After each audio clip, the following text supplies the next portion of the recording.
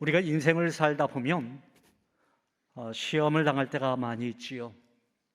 어느 때는 조그마한 시험이 왔다가 금방 사라질 때도 있지만, 어느 때는 너무나 큰 시험이 다가와서 나의 힘으로는 도무지 감당하지 못할 것 같은 그런 두려움에 휩싸일 때가 많이 있습니다.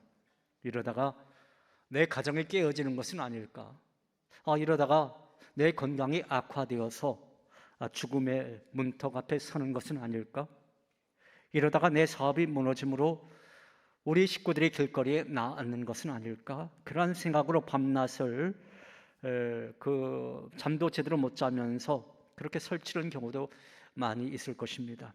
사실 우리 교우들 가운데 이는 어려움에 직면해서 고통받는 가정들이 적지 않습니다. 그러나 여러분 분명히 아십시오. 항상 빠져나갈 길은 있기 마련입니다.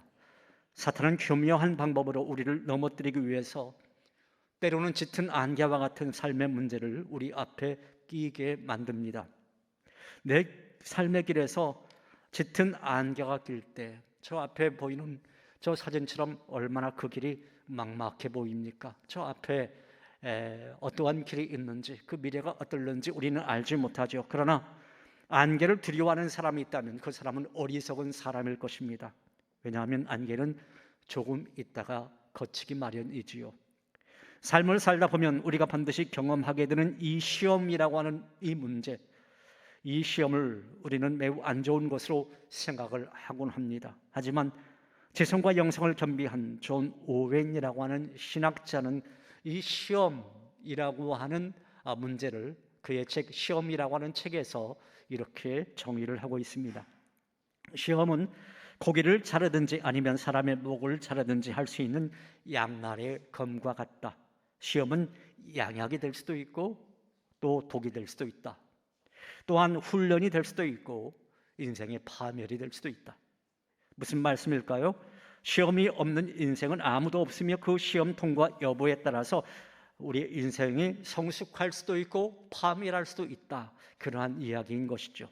그렇다면 저와 여러분은 어떻습니까? 지금 시험을 잘 통과하고 있습니까? 오늘 본문을 기록한 야고보는 이 편지의 수신자였던 그 당시에 초대교회 성도들과 또 이 성경 말씀을 읽는 우리 독자들에게 이해하기 힘든 말로 이 야고보서를 쓰고 있는데요. 자, 우리 함께 오늘 본문 야고보서 1장 1절 2절에 있는 말씀 같이 한번 앞에 자막을 보면서 말씀을 읽어보시죠. 하나님과 주 예수 그리스도의 종 야고보는 흩어져 있는 12지파에게 문안하노라. 내 형제들아, 너희가 여러 가지 시험을 당하거든 온전히 기쁘게 여기라. 야고보가 흩어져 있는 12지파에게 지금 편지를 쓰고 있는 거예요. 그러면서 제일 먼저 우리에게 뭐라고 말씀하고 있습니까?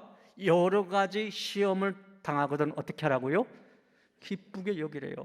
여러분 이 말씀이 이해가 되십니까? 아니 사람이 시험을 당하고 있는데 어떻게 기뻐할 수 있단 말입니까?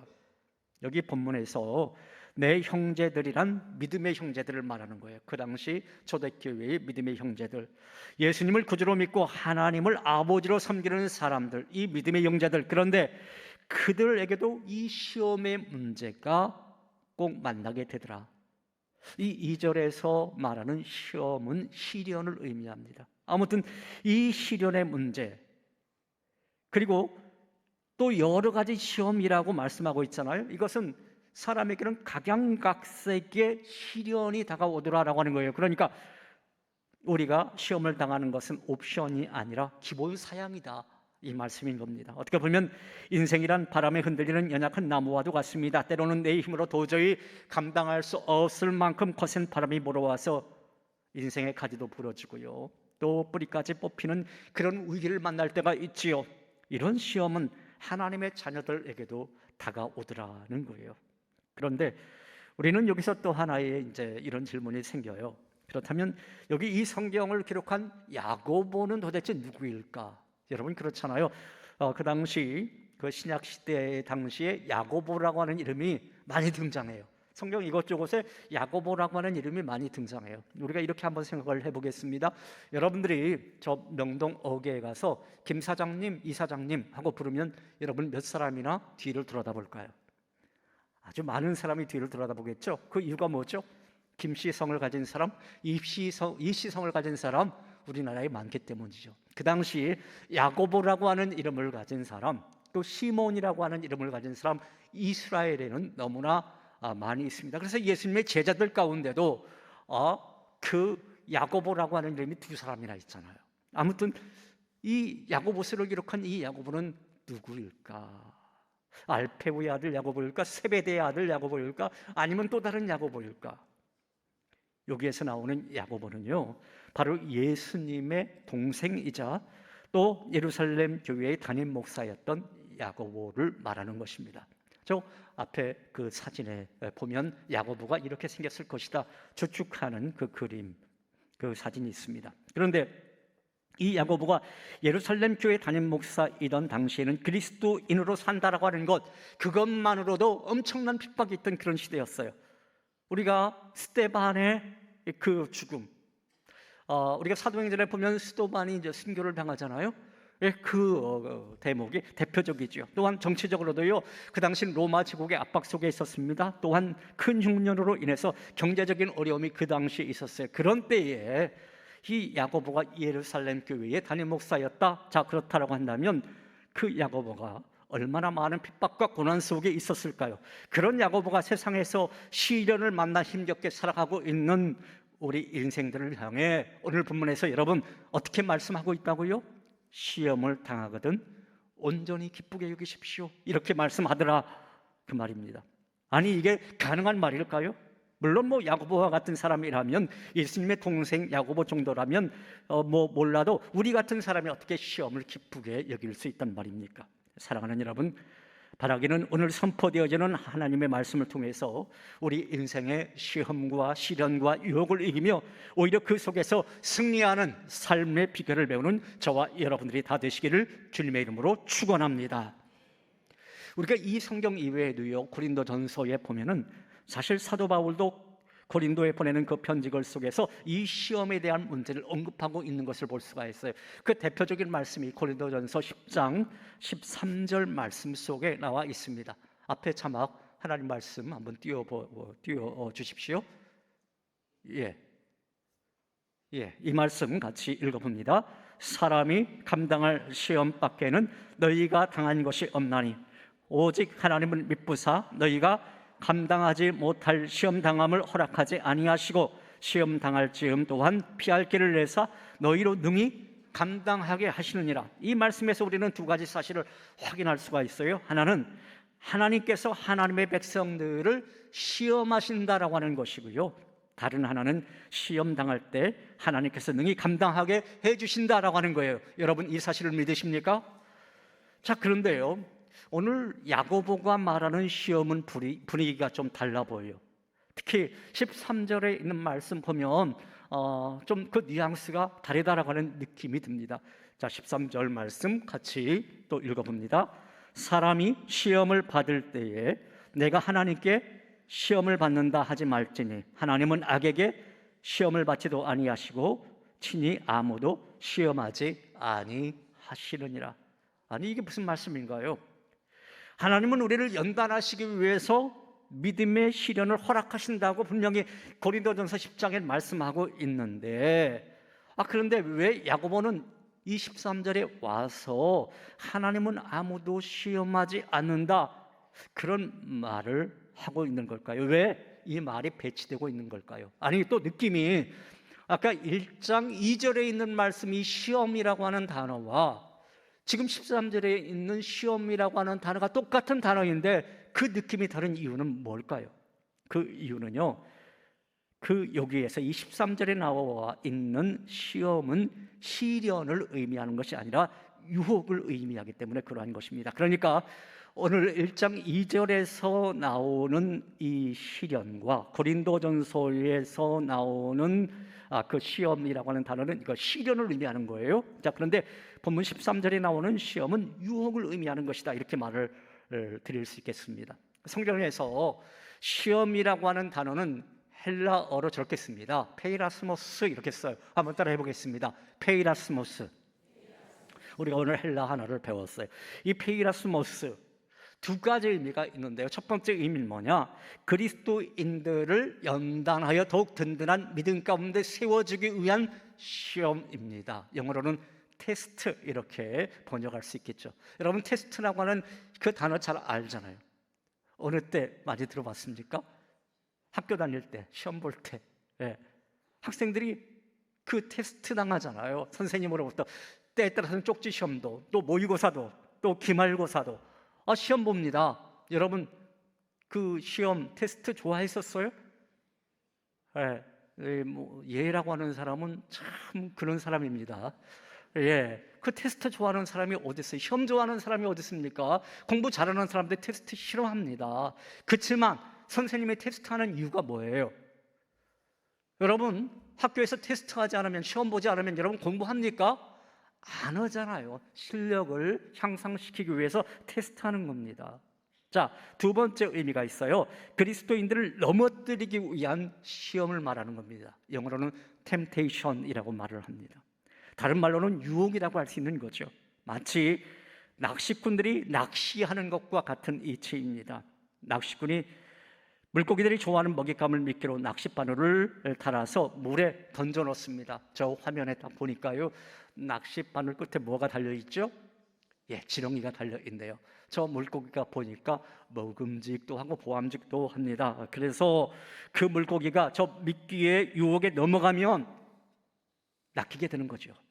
이렇게 돈이나 명예나 쾌락 또는 권력, 그러한 것들로 그리스도인을 유혹해서 넘어뜨리는 것, 이것을 temptation 이렇게 말을 하는 겁니다. 그러게 오늘 보면 13절에서의 시험은 시련이 아니라 우리 내면에서 일어나는 유혹에 대해 말하고 있는 것입니다. 다시 말해서 본문은 우리가 어떻게 유혹이라고 하는 시험에서 패배해 모든 것을 잃지 않고 승리할 수 있는지에 대해서 가르쳐주고 있는 말씀이죠. 자, 그렇다면 우리는 내 삶의 이 유혹, 이 시험이 다가올 때 우리는 이 시험에서 어떻게 승리할 수 있는 것일까요? 저는 세 가지로 나누어서 여러분들에게 이에 대해서 말씀을 드리겠습니다. 첫째로, 내 삶의 시험이 찾아올 때 우리는 내가 왜 시험을 받는지 그 근원을 깨달아야 할 것입니다. 한번 따라해 보겠습니다. 내가 왜 시험을 받는지 그 근원을 깨달아야 한다. 여러분, 왜 우리는 자꾸 시험에 드는 것일까요? 그 이유는 사람이 시험의 근원을 잘 모르기 때문에 그러한 것입니다. 내가 왜 유혹에 자꾸 빠지는지 내가 그 이유를 모르고 있거든요. 자, 오늘 보면 14절에 있는 말씀 한번 읽어보겠습니다. 오직 각 사람이 시험을 받는 것은 자기 욕심에 끌려 미혹 때문이에요. 여기 미혹이라고 하는 또 단어가 나오네요. 여러분, 왜 시험에 든다고요? 우리 자신의 욕심에 끌려 미혹되었기 때문이다라는 거예요. 여러분, 욕구나 욕망이 다 나쁜 것은 아니에요. 여러분, 식욕 그게 나쁜 건가요? 아니죠. 어떤 때는요, 정말 식욕이 있었으면 참 좋겠어요. 네, 그런 느낌이 들 때가 있습니다. 네, 항암제를 먹다 보면은 밥맛이 너무 없다, 내가 밥맛 좀 있으면 참 좋겠다, 이렇게 느낄 때가 많이 있어요. 식욕 필요한 겁니다. 식욕이 없으면요 사람이 죽게 돼요. 왜 암 환자가 일찍 죽는지 아세요? 못 먹으니까 죽거든요. 식욕이 없거든요. 네, 식욕 정말 중요한 겁니다. 자, 돈을 벌고자 하는 욕망, 이게 나쁜 건가요? 아니죠. 돈을 벌고자 하는 욕망이 아예 사람 가운데 없으면 다 구걸해서 먹게요? 네, 그럴 수밖에 없는 거예요. 길거리에 정말 나앉을 수밖에 없는 겁니다. 자, 그런데요, 이게 왜 나쁘냐? 우리의 욕망이 넘보지 말아야 할 것에 미혹되는 순간, 곧 미끼를 무는 순간 이 유혹, 이 미혹에 빠져들기 때문에 그러한 것입니다. 다시 말해서 우리가 시험에 드는 것은 그 누구 때문도 아니더라, 또 어떤 상황이나 환경 때문도 아니더라 라고 하는 거예요. 그런데 우리는 자꾸 우리가 시험에 빠졌을 때 어떤 말을 합니까? 누구누구 때문에 시험 든다, 내가 누구누구 때문에 시험 들었어, 이런 말을 합니다. 심지어 하나님 때문에 내가 시험 들었어, 이렇게 말하는 사람도 있어요. 아니요, 그렇지 않다라는 거예요. 자기 욕심에 끌려 미혹되었기 때문에 시험에 드는 겁니다.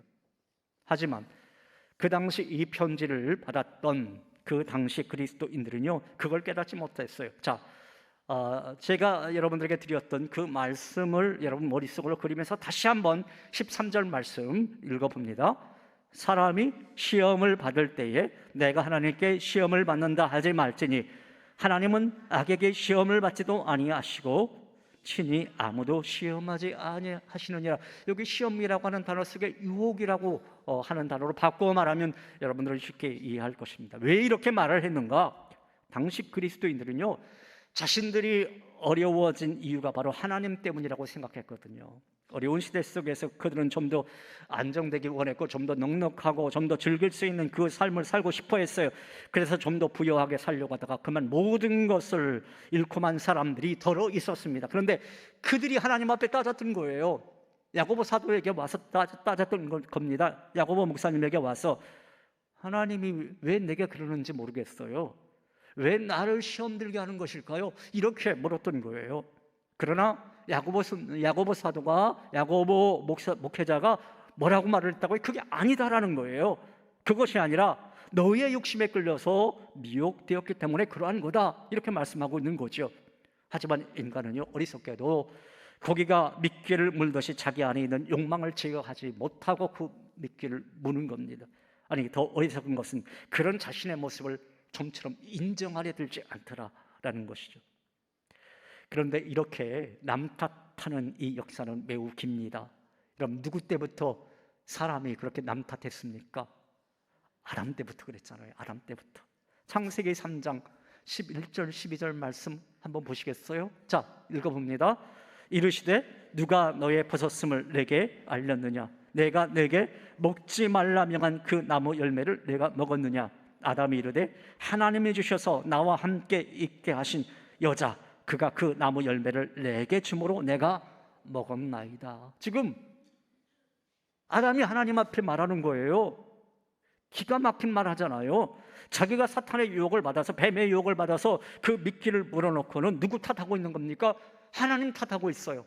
또 자기 아내 마누라 탓하고 있어요. 여러분, 이렇게 남 탓하는 역사 아담 때부터 쭉 있어 왔더라. 그리고요, 아담의 후손인 우리들도 마찬가지예요.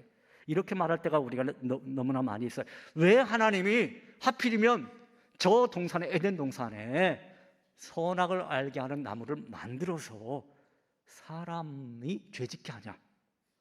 여러분, 그렇게 생각하는 사람들 많이 있잖아요. 특히 젊은이들이 꼭 그런 얘기하는 젊은이들이 있어요.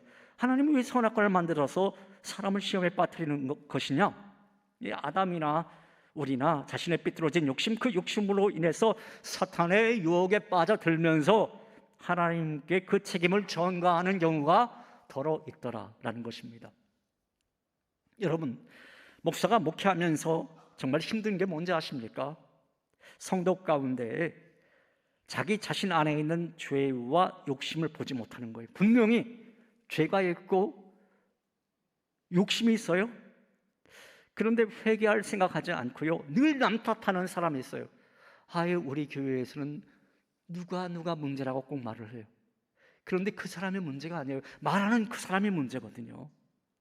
그래서 목회적으로 상담을 해주고 설명을 해줘도 그 편협한 생각을 보지 못하는 성도들이 많이 있더라라는 것입니다. 그렇다면 여러분, 왜 이런 현상이 일어나는 것일까요? 죄의 본성이 그렇거든요. 죄의 본성이요, 인간의 그 뚜렷한 특징 가운데 하나가 바로 죄를 전가하는 겁니다. 남 핑계 대는 거예요. 욕심에 끌려서 사단의 그 미혹에 빠져놓고는 그거 인정하지 않고 자꾸 주변 사람 탓하는 겁니다. 자기 가족 탓하고 남편 탓하고 아내 탓하고, 그래서 영원히 회개하지 못하는 것, 그것이 인간이 가진 본성이다, 특징이다라는 것입니다.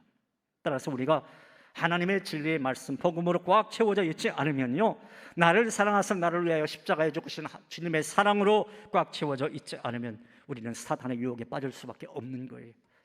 사랑하는 여러분, 저는 오늘 이 시간 이 예배를 드리시는 여러분은 예수님으로 꽉 채워져 있고 진리의 말씀으로 꽉 채워져 있어서 마귀의 어떤 유혹 앞에서도 미혹되지 않고 승리하는 삶을 사시는 은혜가 있기를 주님의 이름으로 축원합니다.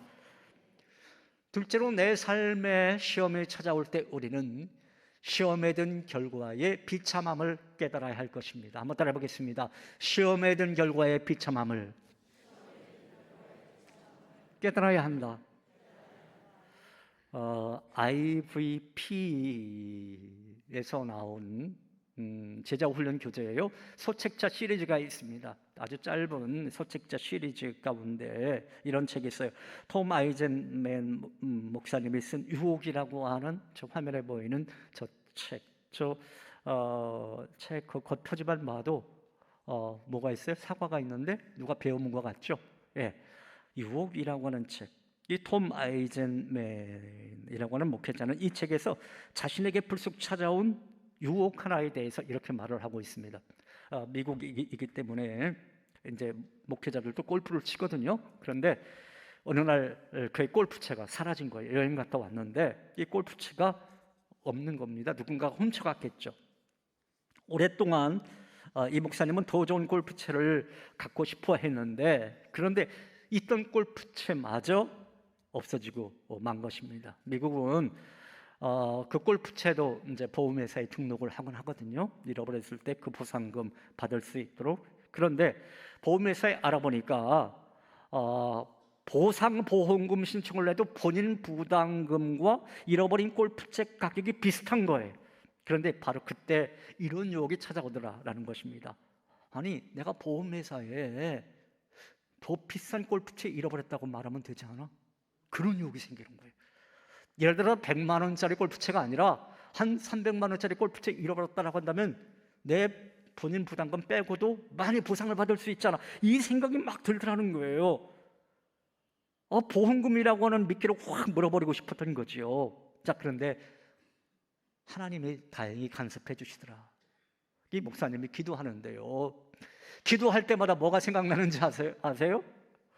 기도할 때마다 자꾸 그 모습이 떠오르는 거예요.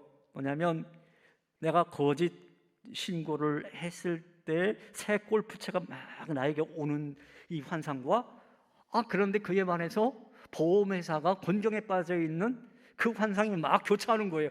여러분, 기도가 됐겠어요? 기도가 안 되더라. 깨달은 거예요. 야, 내가 여기서 미혹받으면 내 영성에 문제가 생기겠구나. 영성에 문제가 생기겠구나. 자, 여러분, 어떻게 그 시험을 이긴 겁니까? 시험에 들게 되었을 때에 내 영성이 바닥날 거에 대한 비참한 결과를 그 목사님은 보았기 때문에 그랬던 거죠. 그래서 야고보는요, 시험의 근원에 대해서 오늘 본문에서도 쭉 설명을 한 뒤에 이어서 곧바로 이런 말을 합니다. 다시 14절 또 덧붙여서 15절 말씀까지 읽어봅니다. 오직 각 사람이 시험을 받는 것은 자기 욕심에 끌려 미혹됨이니. 그 다음 말씀 중요합니다. 욕심이 잉태한 즉 죄를 낳고 죄가 장성한 즉 사망을 낳느니라. 이 기절이, 성경 기절이 여기에 있었구나 라고 하는 것을 여러분 느끼게 될 거예요. 왜? 이 말씀은 너무나 잘 알고 있는 말씀이에요. 툭 하면 말하잖아요. 욕심이 잉태한 즉 죄를 낳고 죄가 장성한 즉 사망을 낳느니라. 그런데 이 말씀이 바로 이 부분에 있었다. 여러분, 어떻게 된다고요? 유혹의 욕심이 점점 죄를 낳게 되고 그 죄가 장성해서 결국 어떻게 되더라? 사망을 낳게 되더라. 재차 말씀드리지만 욕망 절대 나쁜 거 아닙니다. 욕망 나쁜 거 아니에요. 그러나 욕망은 자칫 잘못하면 우리를 사망의 웅텅이까지 빠뜨릴 수 있는 그런 위험에 만들더라. 바로 그 말인 것입니다. 성경을 보면 유혹을 받은 사람들 많이 등장해요. 대표적인 사람 한번 예를 들어볼까요? 여러분, 구약 성경에서 제일 유명한 두 사람 한번 꼽아보세요. 저는요, 구약 성경에서 가장 유명한 사람 두 사람 꼽으라고 하면은 요셉과 다윗을 꼽겠어요. 근데 이 요셉과 다윗도요, 유혹을 받습니다. 시험 당합니다. 그런데 대응하는 자세가 달랐고요, 또 그에 따라 결과도 완전히 다른 것을 볼 수가 있어요. 자, 한번 보실까요? 창세기 39장에 있는 말씀 보면 요셉 이야기가 나오죠. 요셉은 정직하고 충실할 뿐만 아니라 그 용모가 준수한 아주 매력적인 청년이었다, 이렇게 성경은 말씀하고 있네요. 그런데 정욕의 노예가 된 주인의 아내가 이 요셉을 유혹하는 것입니다. 그런데 여러분, 요셉이 그 유혹에 넘어갔습니까? 넘어가지 않았습니까? 넘어가지 않았잖아요. 사실 종의 신분인 그 요셉, 그런데 여주인의 그 유혹을 뿌리치기는요 정말 쉽지 않았을 거예요. 오히려 여주인의 말을 잘 듣는 것이 앞으로 자신의 도움도 될 수 있었을지도 모르겠습니다. 그러나 요셉은 자기의 주인과의 신의를 지켰던 거예요. 또 하나님의 자신을 눈동자처럼, 불꽃 같은 눈동자로 지켜보고 계신다라고 하는 사실을 깨달았던 거예요. 그래서 이 유혹을 물리침으로써 하나님과 사람 앞에 범죄하지 않았던 거죠. 자, 그에 반해서 여러분, 다윗은 어떠했습니까? 다윗은 어떠했나요? 사무엘하 11장에 있는 말씀 보면요, 다윗을 넘어지게 만든 것은 그의 외적 상황이 아니었어요. 자, 고난의 광야를 그가 걸을 때에는요, 그는 하나님과 늘 친밀함을 유지했습니다. 그 유명한 시편 23편에 있는 말씀, 여호와는 뭐라고요? 여호와는 나의 목자시니 내가 부족함이 없습니다. 주의 지팡이와 주의 막대기가 나를 안위하나이다. 또 성경 이곳저곳에 보면 주님은 나의 요새요, 나의 산성이요, 나의 피할 바위시여. 얼마나 좋은 말을 많이 써놓습니까? 그런데요, 살만하니까, 왕권이 확립되고 이제 나라가 부강해지고 살만하니까 다윗이 긴장을 풀기 시작해요. 긴장을 풀기 시작합니다. 그러자 내재된 본능적 욕심이 통제하기 어려운 욕망으로 발전하게 되는데요, 다윗이 가진 뛰어난 지성과 엄격한 도덕성도 이를 통제하지 못합니다. 그래서 결국 욕심이 잉태하여 죄를 낳게 되는데, 누구를 범합니까? 밧세바를 범하잖아요. 그 유명한 밧세바 사건. 밧세바가 누굽니까? 밧세바는요, 자신을 위해 생명을 아끼지 않던 신복 우리아의 아내였어요. 그녀와의 동침은 간음하지 말라라고 하는 10계명의 7번째 계명을 어긴 거, 그리고 남의 것을 도적질하지 말라라고 하는 10번째 계명을 어기는 그런 범죄였습니다. 그렇지만 욕심이 잉태하니까 죄를 낳게 되고요, 죄가 장성하다 보니까 결국 사망을 낳게 되는 그런 결과를 가져오게 되더라. 자, 밧세바가 임신하지 않습니까? 이거 어떻게 할 거예요? 머리를 나름대로 굴렸어요. 우리아의 자녀라고 말하면 되지. 그런데 우리아가 지금 전쟁터에 나가 있단 말입니까? 나가 있단 말입니다. 면회 오라고 하면 되겠구나. 근데 면회 오지도 않아요. 집으로 오지도 않아요. 충성된 그 군인 아니었습니까? 그래서 오히려 어떡하죠? 전쟁이 제일 치열한 최전방으로 우리아를 보내서 죽게 만듭니다. 그래서 간음죄와 더불어서 살인죄까지 이르게 되는 것이죠. 그러니까 욕심이 잉태하여 죄를 낳고 죄가 장성하여 사망까지 낳게 되는 그러한 아주 엄청난 결과를 가져오게 되는 거죠. 다윗이 간음죄를 범하고 살인죄까지 범한 다음에 나단 선지자로부터 큰 책망을 받게 되죠.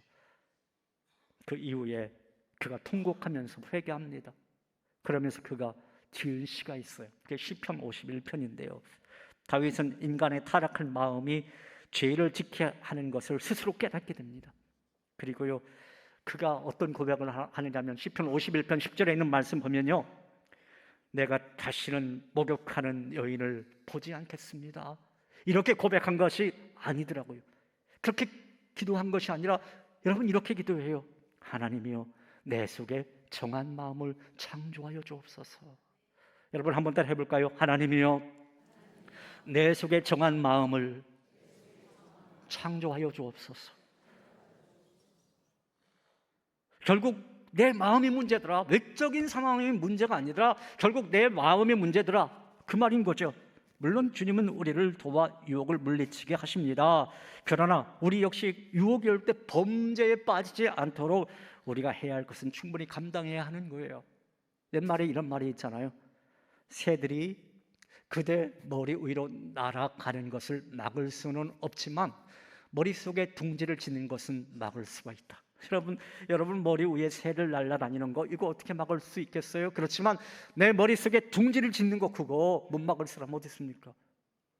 막아야 되는 거죠. 사랑하는 여러분 삶의 시험이 찾아올 때 결국 그 시험 때문에 찾아오게 될 비참함을 꼭 기억하시고 그 유혹의 욕심을 과감히 물리치는 우리 모두가 다 되시기를 간절히 소망합니다. 셋째로, 내 삶의 시험이 찾아올 때 우리는 시험에 들지 않게 만드는 완전한 해결책을 알아야 할 것입니다. 따라 해보겠습니다. 시험에 들지 않게 만드는 완전한 해결책을 알아야 한다. 이 완전한 해결책이 무엇일까요? 여러분, 왜 물고기가 미끼를 무는 것입니까? 미끼가 먹이라고 속기 때문에 그런 거죠. 그래서 야고보 목회자가 이어서 이런 말을 한 겁니다. 본문 15절 이어서 16절. 자, 16절에 있는 말씀을 같이 읽어봅니다. 내 사랑하는 형제들아 속지 말라. 아주 간단한 문장이죠. 내 사랑하는 형제들아 속지 말라. 미끼, 즉 유혹에 빠지지 말라. 미끼는 먹이가 아니다라고 하는 거예요. 하지만 문제는 여전히 미끼가 먹이처럼 느껴지더라라고 하는 것이죠. 그것도 아주 훌륭한 먹잇감처럼 보입니다. 이전에 보지 못했던 가장 좋은 것처럼 느껴지더라. 아까 제가 물고기와 그 미끼 그림을 보여줬잖아요. 지렁이 중에서도 천지렁이처럼 보이는 거예요.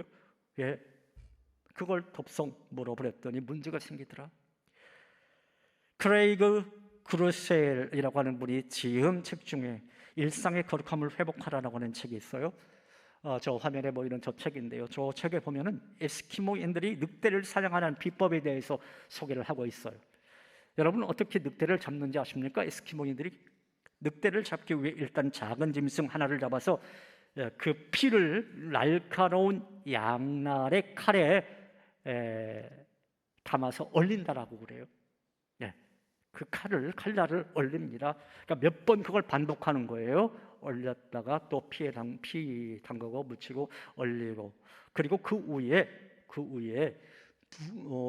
뭐냐면 이제 눈도 좀 묻혀가면서, 그러면요 짐승의 피가 섞인 그 얼음이 마치 우리가 요즘 보듯이 아이스크림처럼 이렇게 보인다라고 그래요. 그리고는 그 아이스크림처럼 변한 칼을 늑대가 다니는 그 길목에 그 칼날이 위에 세워지도록 그렇게 세웁니다. 그럼 칼날은 보이지 않겠죠. 아이스크림 형태의 그 먹음직스러운 뭔가가 보이는 겁니다. 자, 그러면요 배고픈 늑대는 그 피냄새를 용케도 잘 맡는다라고 하는 거예요.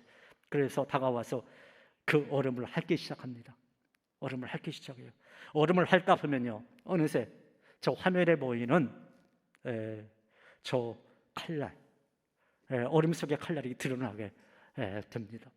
하지만 이미 혀의 감각을 잃은 늑대는 드러난 칼날에 의해 자신의 혀가 베이고 피가 계속 뚝뚝 떨어지는데도 계속 그 칼날을 핥는다라고 그래요. 그러다 보면요 오히려 자신의 혀에서 흐르는 따뜻한 피로 인해서 늑대는 피로 인한 더 큰 갈증을 느끼면서 칼날을 정신없이 계속 핥다가 과다출혈로 죽게 된다는 것입니다. 여러분, 미끼에 속지 말아야 하는데 속는 게 어디 늑대뿐이겠습니까? 그래서 야고보가 말하는 거예요. 내 사랑하는 형제들아 속지 마라, 속지 마라. 그렇게 말하고요 덧붙여서 이런 말씀도 하고 있습니다. 17절 말씀 읽어보시죠. 온갖 좋은 은사와 온전한 선물이 다 위로부터 빛들의 아버지로부터 내려오나니 그는 변함도 없으시고 회전하는 그림자도 없으시니라. 자, 온갖 좋은 것, 그것이 여러분 어디에서부터 온다고요? 다 위로부터 온다. 하나님으로부터 온다. 자, 그런데 땅에 있는 것, 세상에 있는 것, 사람들은 그것만 바라보고 살더라. 사실 하늘에 계신 하나님 아버지로부터 온 거, 이게 다 신령한 건데, 그것이 가장 좋은 건데 사람들의 눈에는 그거 용납하지 않더라. 우리 그리스도인들조차도 다 그렇게 세상 것만 바라보고 살더라. 이왕이면 타옹치만 하고, 이왕이면 그리스도인들도 세상에서 부유하게 살고 싶고 출세하고 싶고 잘 나가고 싶고, 그러다가 점점 욕심이 잉태한 즉 죄를 낳고 죄가 장성한 즉 사망을 낳게 되더라. 그러기에 우리 인간이, 우리 믿음의 사람들이 절대 떠나지 말아야 할 것이 있다. 그게 뭐냐? 하나님의 말씀이다 이거예요. 진리의 말씀이다. 그 진리의 말씀으로 꽉 채워져 있지 않으면, 제가 서두에도 말씀드렸듯이 나를 사랑하사 나를 위하여 십자가에 죽으신 그 주님의 사랑으로 우리가 꽉 채워 있지 않으면 우리는 세상에 미끼를 물 수밖에 없는 그런 존재가 될 수밖에 없더라. 그러나 우리가 그 진리의 말씀, 제가 화면에 보듯이 복음의 말씀, 하나님의 말씀으로 꽉 채 있으면요 세상의 그 어떤 시험과 유혹 앞에서도 우리는 요동치 않을 수 있고 그리고 내 삶의 시험에 찾아올 때 그 시험을 물리칠 수 있는 가장 완전한 해결책이 이 말씀으로 무장되어 있을 때더라라고 하는 것입니다.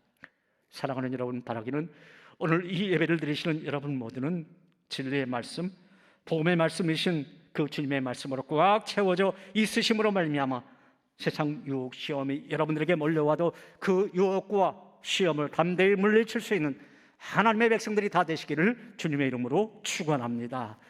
우리 그 찬양 다시 한번 하죠. 세상 유혹 시험이 내게 몰려올 때에.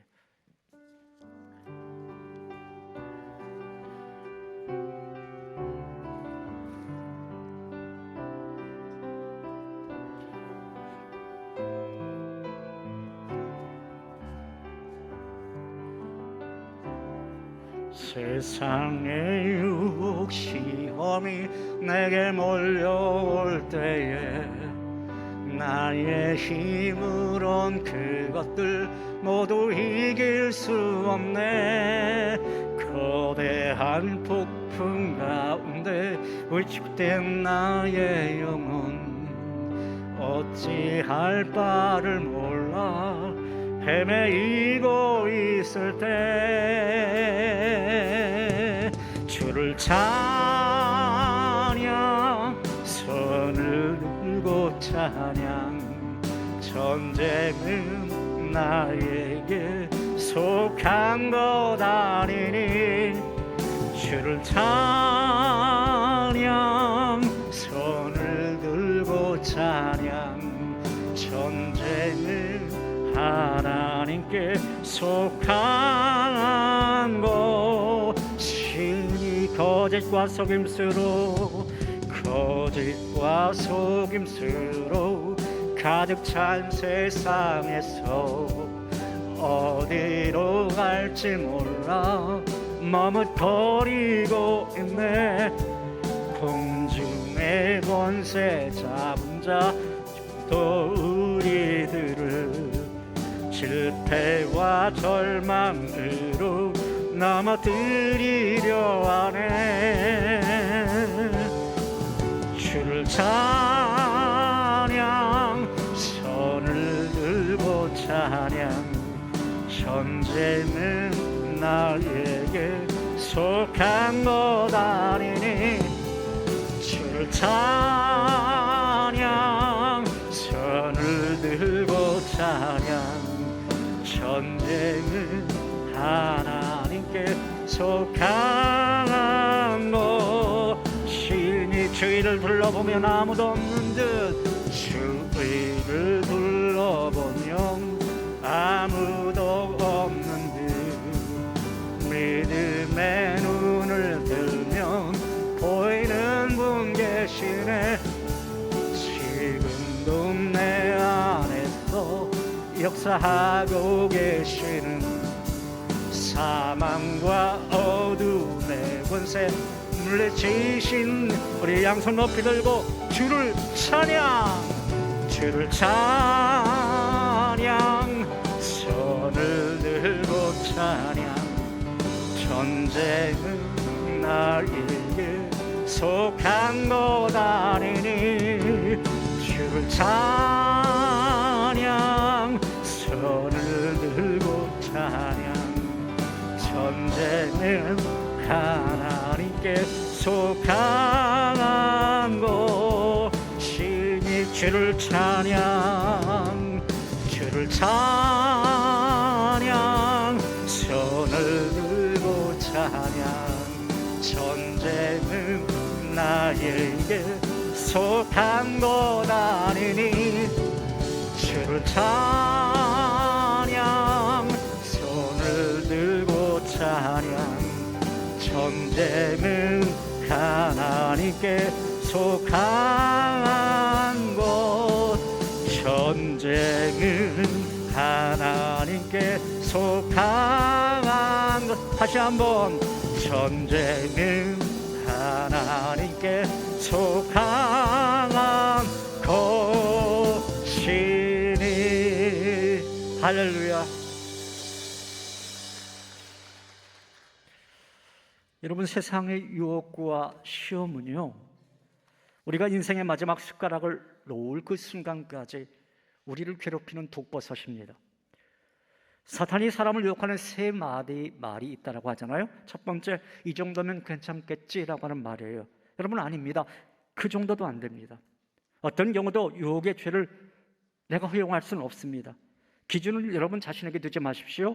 성경이 죄라고 했으면 죄인 겁니다. 성경이 악이라고 했으면 악인 거예요. 두 번째, 딱 한 번만이라고 하는 말입니다. 여러분, 그것도 아닙니다. 성경은 딱 한 번을 경고합니다. 딱 한 번 선악 갖다 먹으면 되겠지? 이것 또한 아니라고 말하고 있습니다. 이 한 번을 이기는 것이 승리의 길이다라는 거예요. 세 번째 말은 누구나 다 그렇게 사는데 뭘 그래? 이 말입니다.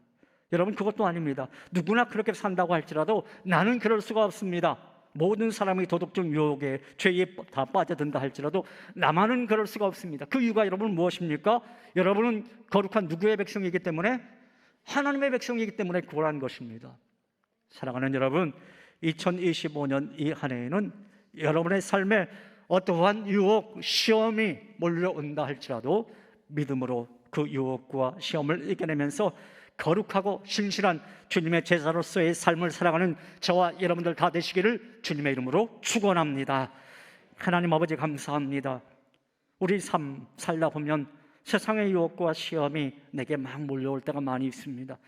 나의 힘으로 그것을 어찌 해보려고 하지만 아버지여, 그 모든 것을 감당할 수 없을 때가 많이 있습니다. 그러나 다시 한번 말씀으로 돌아가서, 정말 다시 한번 이 복음의 말씀으로 돌아가서, 진리의 말씀으로 돌아가서 주님의 것으로 꽉 채워 있음으로 말미암아 그 모든 사단마귀의 유혹을 물리칠 수 있는 우리의 모든 삶의 자리 되게 하여 주시옵소서.